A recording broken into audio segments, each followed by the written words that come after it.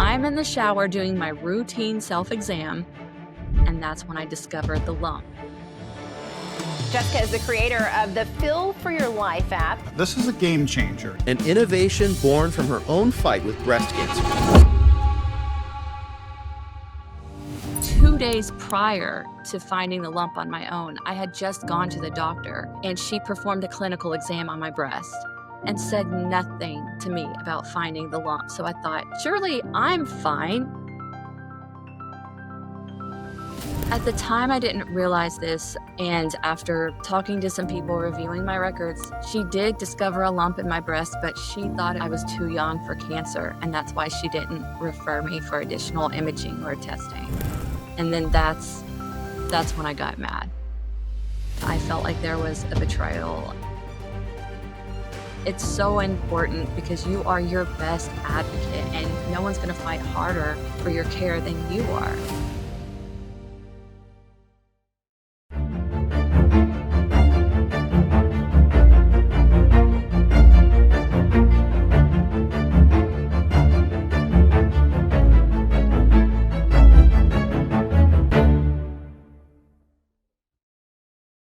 Hello and welcome to the Uprising Show. And today I have a very special guest from Nashville.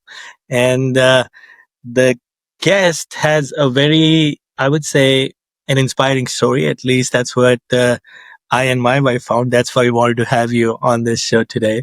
And Jessica, before we go into that conversation, give us like a very short intro to our listeners about you, and then we can start our conversation. My name is Jessica Baladad, and at 33 years old, I was diagnosed with breast cancer after finding a lump in my breast while performing a self-exam.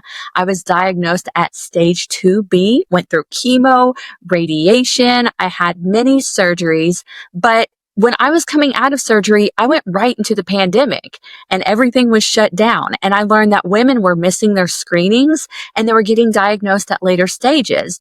Remembering that a self-exam saved my life, I created the Feel for Your Life app. It was my pandemic project. It shows you how to perform self-exams, track your progress, and set monthly reminders.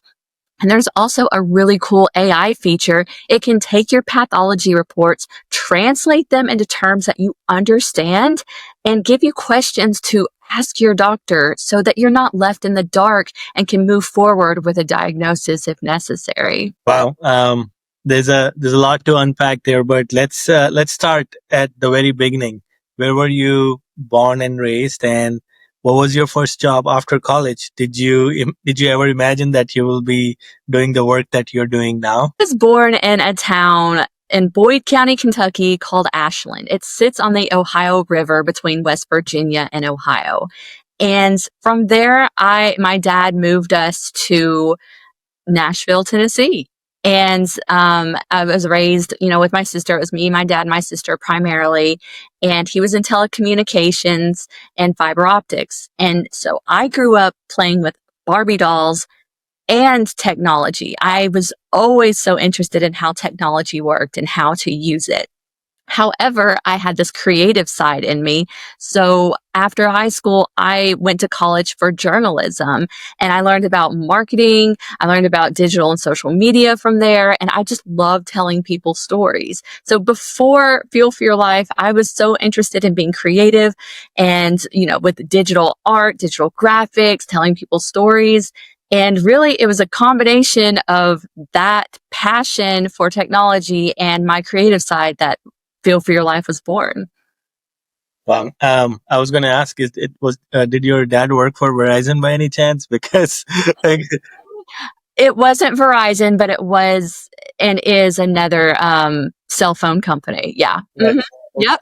The reason why I ask is because in my previous life, before I got into marketing, I was working for Verizon, and I used to work with a lot of field engineers and technicians on the activation side. So, like once everything is set up and now they have to turn on the system and turn on phone lines for the entire area. That's how it was. That's my dad. He works on all that stuff that keeps all the operations and systems running and going. So that's what my dad does. Mm-hmm. Yeah, fantastic. Yeah. A little bit you said that, now to that moment when you were 33 and you found the lump during a self-exam. Can you take us back and what was like your first thought process, the series of decisions that you followed immediately when you discovered? First is like, how did you discover, like, typically, even if people do self-examinations, it's not, nobody's sure at the beginning. It's like, it's kind of those things. So talk us through a little bit about that, and also kind of take the mic here because you are spreading awareness about this so what is the right way, or what is the right signals to pick up? Also give us a little bit insight on that as well. I'll take you back to when I was 18 years old, and I accidentally discovered a lump in my breast while I was in the shower. I was getting ready to start college, and I was between jobs. I had 2 jobs just trying to save money for college, and I found a lump. I went to the doctor, and the doctor was like, "It's a cyst. You're fine. It'll go away with your next menstrual cycle." And I thought, "Okay, cool." Started college a few months later. I'm walking to class, and I'm just like, my breast is in pain. Go to the bathroom, and I just noticed this lump is more pronounced. Go to the doctor on campus, and I am sent for an ultrasound, and they diagnosed me with some sort of tumor. They weren't sure if it was cancer or not at that time. Or that's what I thought in my head. I'm like, oh my God, am I too young to have cancer? Had a lumpectomy at 18. They biopsied that lump, and it was a benign tumor called a fibroadenoma, which I learned occurs in women of menstruating ages. It's pretty common. It was that experience that actually put me in the habit of performing monthly self-exams. So I started doing self-exams at 18. Fast forward to 33 years old, I'm in the shower doing my routine self-exam. I go over the right side, everything's fine. I go over the left side, and that's when I discovered the lump. And I remember thinking, oh my God, I'm 33. Am I too young to have breast cancer? I work out, I take care of myself. I don't drink, I don't smoke. And I'm like, it's probably not, surely this is just another hormonal occurrence thing. But I got out of the shower and I went to Dr. Google first, which I really shouldn't have done. And it said, with breast cancer, you have dimpling, puckering, bleeding, discharge. I had none of that. So I thought I was okay. I just had a lump.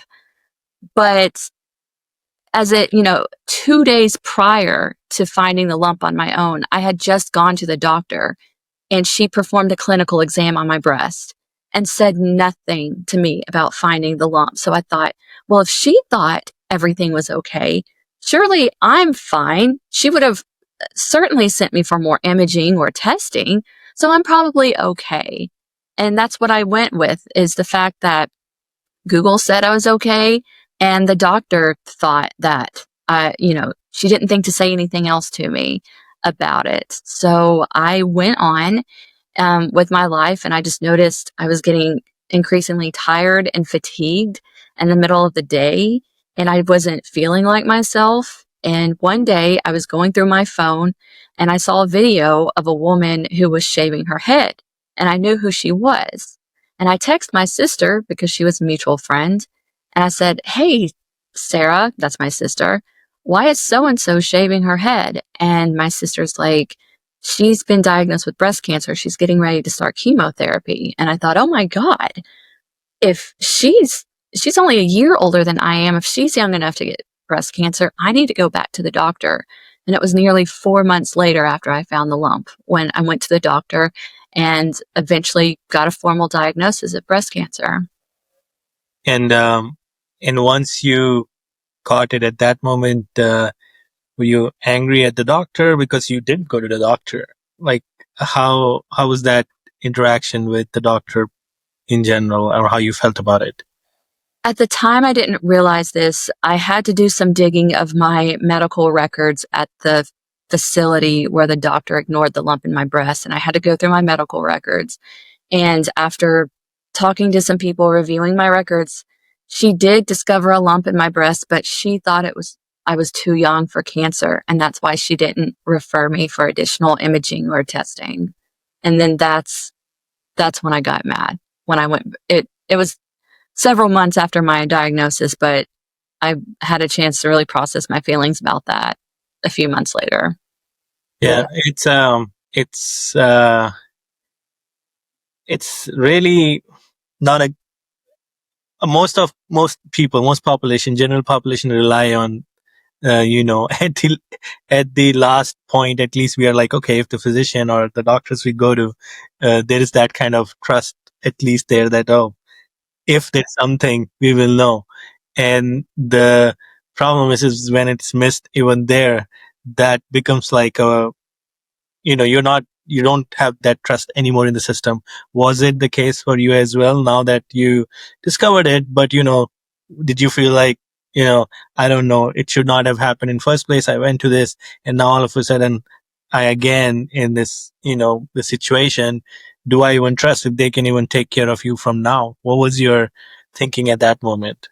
For that particular medical provider who didn't say anything to me about the lump in my breast, I had been seeing her since 2009, and this was 2018. So I had been seeing her for 9 years. Like, I trusted her. And yeah, I felt like there was a betrayal, and I had a lot of feelings about that. I went through the formal complaint process, exercising my rights through that. And I would encourage anyone to do the same. If there's ever anything wrong with your breast and you discover something that isn't right or it's abnormal, please, if you feel like you're being ignored or gaslit, get a second opinion. It's so important because you are your best advocate and no one's going to fight harder for your care than you are. So you're not wrong. You're not stupid. You're not crazy for wanting to get a second opinion. You're just taking care of yourself. And is this is the point I just want to make. The self-advocacy is very important here, and like to really, if you feel like nobody's hearing you, definitely go to someone else and find a second opinion, third opinion, whatever it takes. And on the flip side of it, I also want to tell people through this message that sometimes you will go and sometimes the physicians will tell you to get those diagnoses and you will not find anything. And that point, you shouldn't be disappointed. You Yeah. should feel that, oh, they just told us because they just want to make money or the system wants to make money. No, there is a little bit of that thing we should also keep in mind that, like those things are important. Exactly. I agree with you on that. Yeah. So, um, that's, so then what happened after that? How long did it take for you to recovery, from the point you discovered to the recovery? And then once you are, passed through that phase, what was your frame of mind? Like, what was the first thought after that? Like, what was it like, that's the moment you were like, I got to do something about it? Or when exactly, how were you thinking about it? Sure. So 28, the timeline. I found the lump in April of 2018. I was diagnosed August of 2018. I went through chemo, a double mastectomy, and radiation at the time. We're going into 2019 at this point. So it was May of 2019. I was, declared no evidence of disease. I went into remission. Let's see, it was May, and I remember like, all right, I am done with hospitals for a while. And I know that my oncologist was talking to me about, my options for having a hysterectomy. And I said, yeah, let's get this done by the end of the year. Well, something came up, a really good something. The NFL invited me to the Super Bowl in 2020. And I learned about that in late October, November of 2019. And I remember thinking, I'm not going to be healed up from my hysterectomy if I have this surgery right at the end of the year before the Super Bowl. So I called my surgeon. I said, can we move surgery to, right? So I said, I swear I'll come back right after the Super Bowl and have the surgery. So I had my surgery February 14th, 2020. And as we know, 2020 was a big year and a lot was going on then. And I remember COVID was a thing. And people were kind of whispering about it in the hospital. I remember being in pre-op about that. But, I went on with the surgery. Everything was fine. And then it was March of 2020, everything shut down. Well, at first they said, 2 weeks, we're just going to quarantine for 2 weeks. And I thought, well, I've been quarantining since. my diagnosis. I can do another 2 weeks. This is no big deal. But 2 weeks was not 2 weeks. And depending on where you lived, it was a lot longer, and depending on your health at that time. By July of 2020, the NFL reached back out to me, and they were the ones who talked to me about women missing their screenings and women getting diagnosed at later stages. And they wanted me to participate in their Crucial Catch campaign to spread the awareness that, hey, it's still okay to go to the doctor. Please get screened. Early detection matters.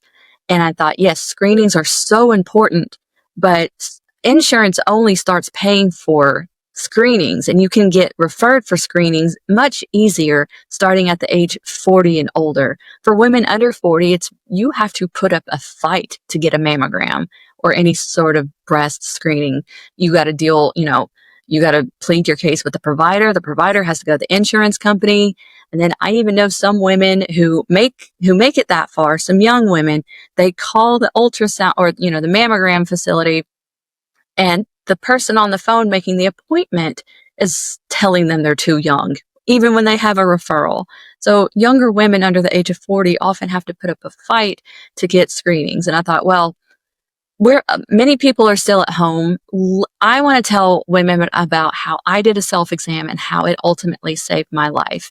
And I created Feel for Your Life as a social media campaign at first, but I wanted to make it something bigger. I wanted it to be something more tangible. I wanted more people to have access to it and understood what it really stood for. And so I thought, I'm going to find someone, or I need a mentor. I want someone to teach me how to make an app. And I found somebody. I kind of put feelers out there. I knew about how to make websites. And, I had that technological hobby background sort of through my dad. And so that's when my creativity and my technology hobby really came together. And I learned everything I could about how to put an app together and what I wanted it to do and what I wanted it to look like and how I wanted it to function and how I wanted it to help people. So I'd spent the remainder of 2020 and going into 2021 working on this app, and it launched right as the Delta variant in 2021 was starting to become widespread. And I launched it to my Facebook friends and on Instagram and told people about it. And I thought everyone would be like, oh, yay, Jessica, the little breast cancer patient, made this cute little app. And before I knew it, the local media was picking it up, and then the national media heard about my story, and it just blew up like a wildfire from there. Wow. And so, I mean, I think you are the first patient to create an app that teaches Yeah. exams, track progress, and, sets reminder. And, it's kind of wild itself just to like go into that direction. Like how you said, oh, I just didn't want to have this as a campaign, but had a little more than that. Right. And that's what you did. So, I always feel like, obviously the timing and how the app went viral, which is great, but there has to be something to do with your marketing background there. And, like it has to come together, right? Those two things, your experiences and the way you probably told your story and how you went about marketing it. What do you think, besides deeply resonating with how it resonated with the people, how much do you think is your background played? Were there any tricks that you did to just like make sure you get the heads up, especially from the marketing side? The importance of telling a story. People relate to stories and people relate to people. And I just wanted to tell my story and relate it to the cause so that people would be compelled to want to download the app, use it, and, I possibly save some lives. And that's what's happened. If anything, I don't know if it's necessarily a trick, but more like a realization that people connect with the power of story. And I knew that. That's great. It's almost looking back feels like you were meant to make it. So after your experiences, like I don't think like there's a better person to like bring this to the market, right? Of course, not to diminish the efforts that goes behind it, which is the hard part, right? Let's talk about the hard part of building a health product. And especially, I think you're not VC funded here. You're all funded. Fully funded by myself. Yes. Wow. And how did you keep moving forward? Talk to us. Like, it's not easy, right? Walk through the steps of hurdles that you hit. Once you thought that I want to build it, now from that point to finding someone to build it to going to the market. Let's talk about that journey. Yeah. So I have this mentality of acting like an ant. An ant doesn't do everything at one time. They take small steps to get towards a goal, and ants, have other ants to help them. So I needed people with two things, the character traits and the competencies to help me. I needed a platform. I needed a mentor. I needed the right tools. I needed to know how much it was going to cost me. And I had to work towards those many goals to come up with ultimately fuel for your life. And that's what I did. The hardest part of it was I had a major surgery in the middle of building it. And I was in the hospital recovering in the ICU. Now I had deep flap reconstruction, which means the surgeon takes fat tissue and blood vessels from my stomach and places them in my chest to recreate my body. So it's a transplant of tissue into another part of my body. And that requires a stay in the ICU, the surgical ICU. It's standard procedure. I know it sounds very serious, and it kind of is. They got to make sure everything's working and that you don't have to go back under for any sort of complication. So they had to monitor me for about 3-4 days straight before I could leave the hospital. And so I remember, I had my phone with me, and I think on day 2 of recovery, I'm looking at my phone in my hospital bed, and I get this email from my mentor. And he says, hey, the servers that you're building with, there was a fire and they burnt down. And I had to start all over again. We had to find a whole other way to do it. So I can't emphasize enough how important it is to adjust and adapt to change, especially when I was in one of my most vulnerable moments. There was literally nothing I could do. I didn't have my laptop with me. And even if I did, what am I going to do? So build it right there I probably could have I probably could have, but I was so frustrated and in pain. I had to manage, my body healing and recovering. I didn't have the mental capacity to process everything with that. But once I told myself, okay, let me heal through this. Let me get through this. Go back to square one, take it one step at a time. What do I need to do? Where do I need to pivot to get to where I need to be? And I figured it out and made it happen. Wow. It's I don't know, at some point you probably said to yourself, what worse can go? I'm already in the Really, it was the pandemic. I was in the hospital. I was, isolated there. I'm like, at this point, bring it. What, cancer, COVID, this happening. What else could happen at this point? Bring it on. I'm ready for it and I will dominate and get through it. Two things I deeply resonated here with you. One is, my journey in healthcare also started with hospital bed, literally. It was, I was in Germany and something later on, it turned out to be a lung infection, but it took them time to find it. And I spent 25 days in the hospital. And, while it happened, for me, it started from a boil on my shoulder. So I was like, something needs to in my mind, I was like, oh, I think I came late to the appointment. That's why I admitted. So I was there in the hospital and I also emailed the company who was building this telederm app. And I thought, oh, I would have used that and maybe have had first opinion, second opinion way earlier. So I ended up working for them. That's a different story. And, but I emailed them right from the hospital bed before I even discharged. And I set up a meeting. They didn't have an open role. We met and I ended up working. But the second thing is about, the thing that you said is, and this is coming up a lot since, and I'm a true believer that everyone in healthcare, especially be it doctors to clinicians to people who are building technology or solutions to help the people, it comes from what I like to call it, something I coined is called the positive trauma. Like we went through something, or people went through something, and now it's just like we don't want that to happen to someone else. So we end up, how can we solve this problem? Either providing as a service or building a product or something to solve this problem. Right. So what's while of course you got, the right people around you at that time, and that help you do a lot of what you did, but uh, you know healthcare system, especially in terms of early detection and patient communication area, that's the core problem that you're solving with your application.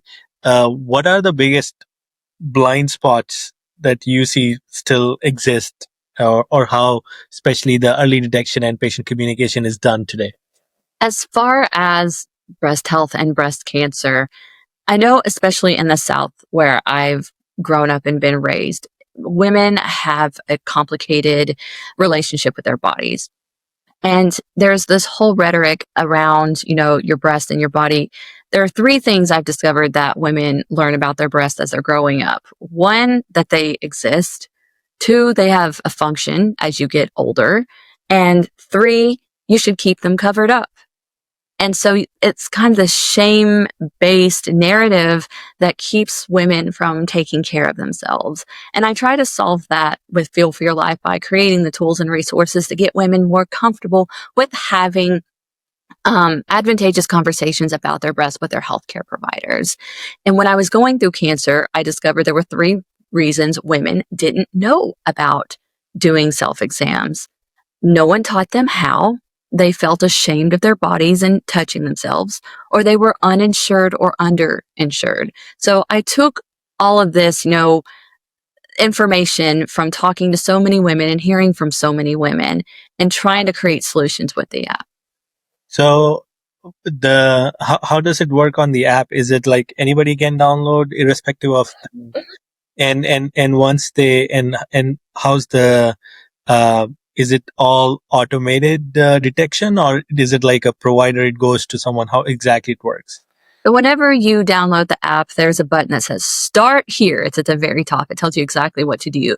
And then it takes you through prompts to fill out a profile about yourself. It'll show you from there how to do a self-exam, where you can track your self-exams. Now, when you do a self-exam, it's going to ask you a series of questions about your breast so that you can have that there. It stores it in the app, and when you're finished, it will send you a PDF to your email as well. So you can have it in your email and you can have it in the app. From there, it's going to ask you to set a reminder for your next that you could set reminders for your medical appointments, but it's setting a reminder to do your next self-exam. And then let's say you find something and you need to see your doctor. You can use Breast Friend AI. You get those results to your online portal, right? And they come in this jargon that you may not understand. You've got all this medical jargon that doesn't make sense. Even if you have like something benign, it'll come to your portal. And many times you see that message before you even get to talk to your doctor. And you start Googling things. And I was getting messages from women saying, I don't know what this means. Do I have cancer? What am I supposed to do from here?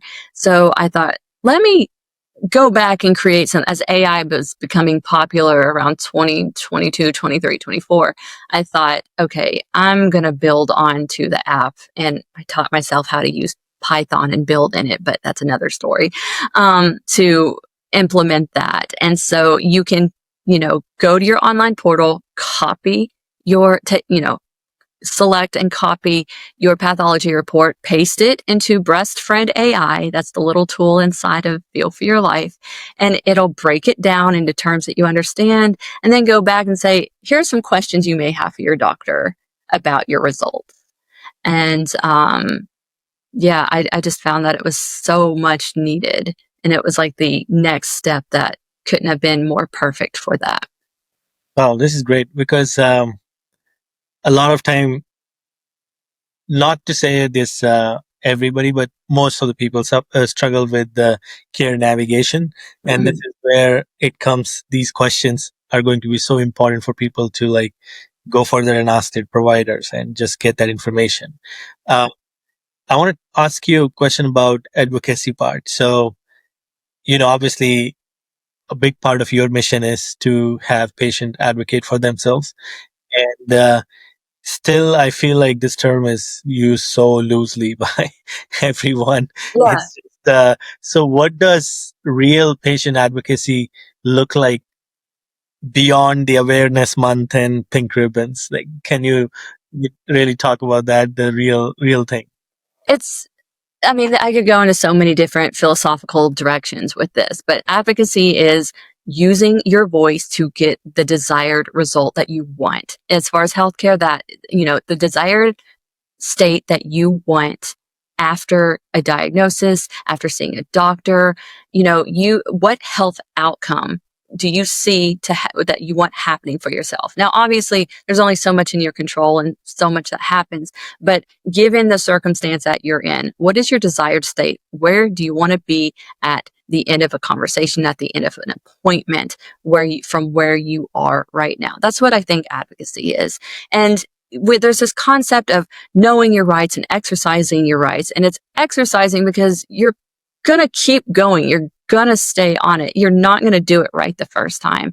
Exercising your rights and knowing them has to do with continuously keeping up with what's important to getting you to the end result and where you want to be. So yeah, you're right. Advocating for yourself, is used so loosely, but it's about the actions that you are taking to get you to where you want to be.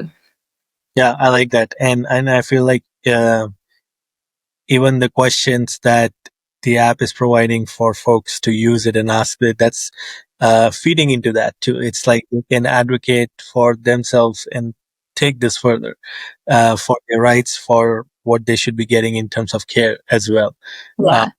Fantastic. And of course, we talked about a little bit, you know, about getting unstuck, and that's what you were doing with your journey of building the application and having that solution oriented mindset. So, what advice do you give to people who feel lost in their health journey or in their life in general?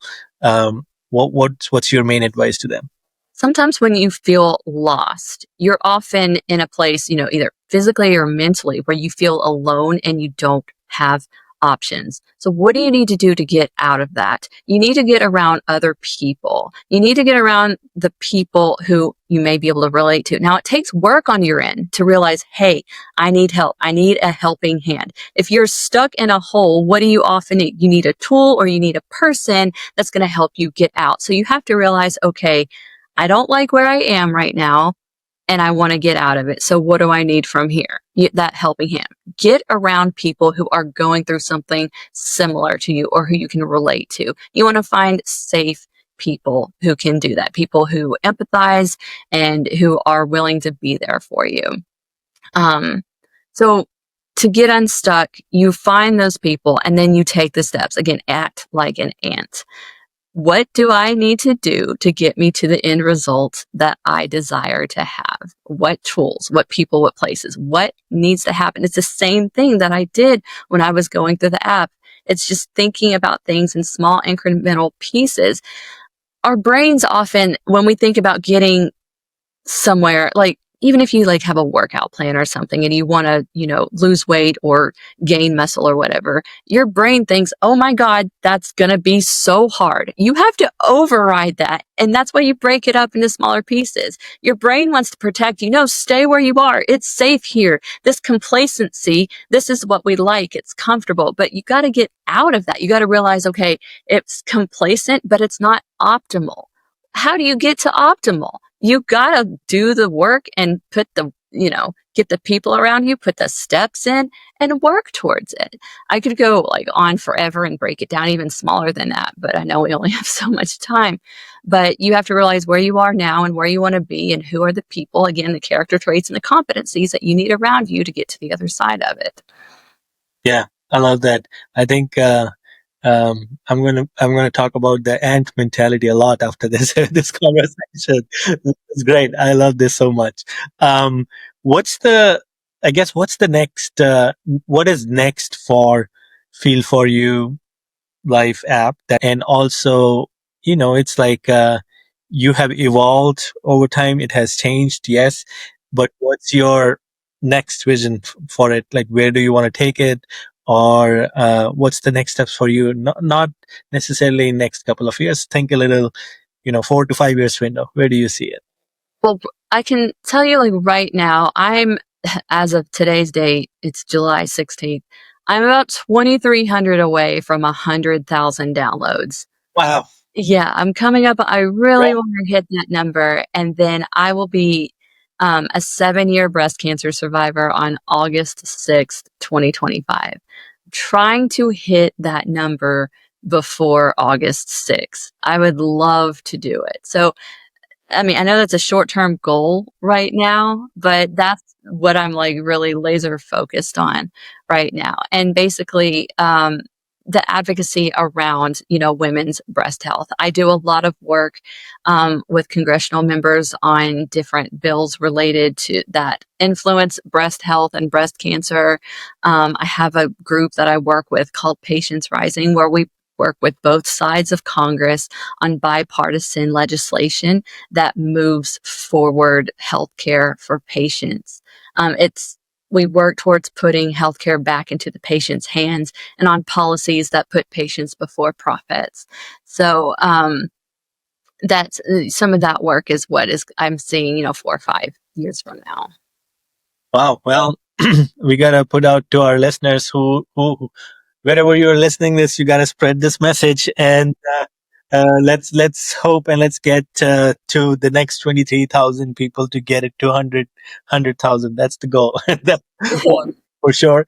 And for yourself right now, is this the main venture you're working on, or do you still also work on some other things as a marketeer? Like, where are you personally or professionally in your life? Yeah. Um, Feel for Your Life is primarily what I work on. And then like my work with Patients Rising, I consult with other companies as well. And I work with employment groups, companies, organizations to help empower their employees by knowing how to advocate at the doctor. I tell them about how to overcome insurance objections. I tell them about, medical billing and medical codes and how to check those things to make sure they're not being overbilled for anything. I tell them about some of the issues in hospital groups that, it's kind of complicated, but, I do seminars and workshops with them. yeah. And complicate is not an uncommon word in healthcare. Believe it or not, it's like from everything that we do, it's complicated in health. Uh, so that's good. Um, and any anything that you have experienced, especially now that you're seeing the scope of how uh, your Feel For Your Life is used, but do you see or do you envision that, oh, you know what, something like this will be a great partner for us, or something like this, or whatever that thing would be, or company business that will help us get it to more heads? What's your thought in that? I give this opportunity because a lot of people hear to this show, and who knows what. We live in an asymmetric world. Who knows what will come out of that? So let's take that shot here. If you are on board with promoting women's breast health with a voice and a product that was created by a breast cancer patient for all women or anyone who's involved with breast health advocacy, I have the brand for you to get on board with to spread that message.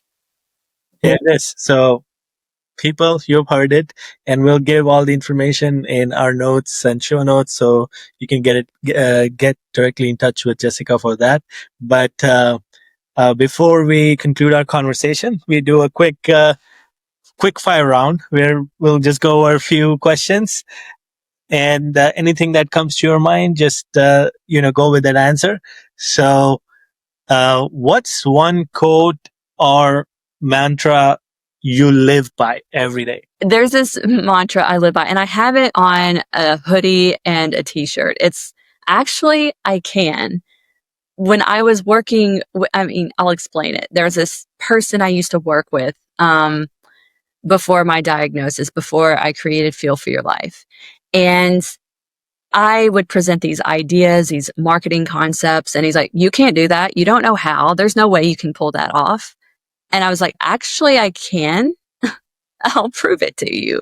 And so, anytime there's negativity or someone who doubts me, I think one of my biggest pet peeves is like, don't tell me I can't do something. I know my limits. Like, I'll either agree with you. I mean, you're right. I cannot walk on my hands across a tightrope. I have no desire to do that. But can I create an app that could potentially save thousands of lives all over the world? Yeah, actually I can. So I have it on a t-shirt and a hoodie that I created in the Feel for Your Life store. And it says, actually I can. Oh, no. And that's something that I live by. And I have a post-it note on my computer. You can't see it here, but it says disrupt complacency. And like I said earlier, people get comfortable in complacency. I know when I start getting a little too comfortable, I must be in complacency. And I'm like, what am I not doing here? What's missing? And I like to, break up that mediocrity. Great. We're going to also include the link to the hoodie and. Okay, great. Yeah. Great. What's one thing you have never shared with anyone in your professional circles, but today is your chance to let people know? What would that be? It's so funny, when you sent me that question over, I'm like, I've told my whole life, like there are pictures of me, my body out there. I think it's all out there. I don't know if there's anything like I've gate kept. And, if there's something someone were to ask me about, how did you do this? Or what do you know about that? I don't think I would hold back telling them. Nothing. So not even a hobby or a thing that you Oh, pursue. I mean, hobbies. I love animal photography. I know how to crochet. I like to crochet in the fall as it starts getting cold.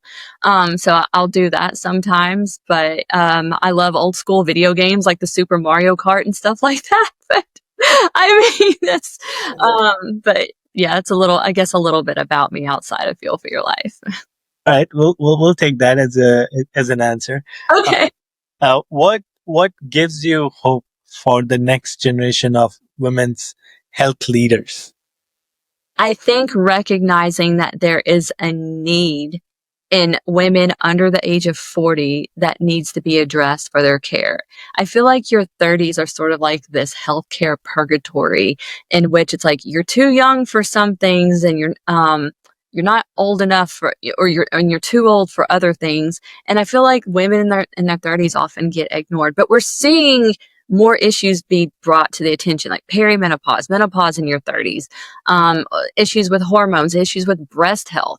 Last year, the American Cancer Society came out with a ton of data that said younger women are getting cancer, breast cancer, colon cancer, issues that traditionally have been screened for at older ages. All So right. we hope that we're having these conversations. Yeah, no, and everything is important, like you said, and I must admit that even while running this media company, this is not the conversation that comes a lot. So definitely an area that, especially for under 40 women, we need to be more vocal. There needs to be more around this. Well, Jessica, thank you so much. This has been great. Thanks for taking the time, sharing your story, sharing your mission, and sharing what has happened with Feel for Your Life and where it's heading. So all exciting stuff. If people want to get in touch with you, what would be the best way for how folks can get in touch with you? You can get in touch with me at feelforyourlife.com. You can download the app in the App Store and the Google Play Store, and it's absolutely free to do so. All right. And we will also include all the links, including Jessica's link and hoodie link, and so that we can get it. Actually, I can. So I will do that. And once again, Jessica, thanks for your time and sharing your story and taking something so personal and having the courage and the mission behind it to carry it forward. which is now benefiting hopefully 100,000 people now pretty soon, is a big deal. Thank you so much for all that you do, and yeah, we will be happy to get you back on the show to share more with us soon. Thank you so much. I appreciate it.